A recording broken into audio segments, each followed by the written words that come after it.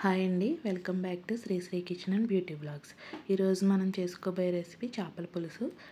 ముందుగా చేపల పులుసుకి కావాల్సిన మసాలా దినుసులన్నీ మిక్సీ పట్టుకుందాం. జీలకర్ర, ధనియాలు, లవం మొగ్గలు, గసగసాలు, అల్లము, వెల్లుల్లి వేసుకుని గ్రైండ్ చేసుకుందాం. ఇప్పుడు ఉల్లిపాయలు, పచ్చిమిర్చి, కడిగి పెట్టుకున్న కొత్తిమీర, కరివేపాకు, టమాటా పేస్టు, మసాలా పేస్టు. ఇప్పుడు చేప ముక్కలన్నిటికి నేను ఉప్పు, పసుపు, కారం పట్టించి ఉంచుకున్నాను. ఇది చింతపండు రసం అండి. ఒక బౌల్లోకి తీసి పెట్టుకున్నా. ఇప్పుడు ఒక పాన్లో ఆయిల్ వేసుకుని అందులో ఆనియన్స్, పచ్చిమిర్చి ముక్కలు వేసుకోవాలి.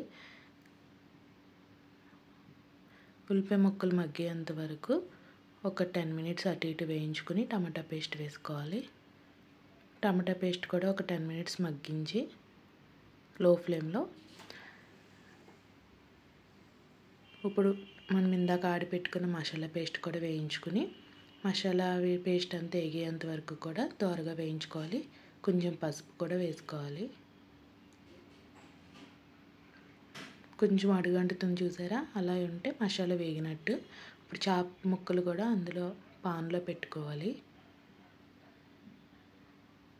అందులో మనకి కావాల్సినంత కారం, ఉప్పు వేసుకుని ఇందాక మనం తీసి పెట్టుకున్న చింతపండు వాటర్ని అందులో వేసుకోవాలి. ఇప్పుడు అదే బౌల్తో వాటర్ కూడా పోసుకోవాలి. మూత పెట్టుకొని మీడియం ఫ్లేమ్లో కాసేపు మరగనివ్వాలి పులుసుని. మరిగిన పులుసులో ఒక్కసారి అంటే గరిటె పెట్టి ఫాస్ట్గా తిప్పితే ముక్క విరిగిపోద్ది. స్లోగా అటు ఇటు ఒక్కసారి మధ్యలో పెట్టి కదిపి అందులో ఇప్పుడు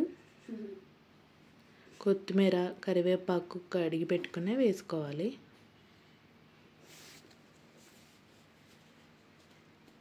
మళ్ళీ మూత పెట్టుకుని పులుసు కొంచెం దగ్గరికి వచ్చేంత వరకు ఉడకనివ్వాలి. ఇప్పుడు ఉడికిన చేపల పులుసుని ఒక బౌల్లోకి తీసుకుని సర్వ్ చేసుకోవాలి.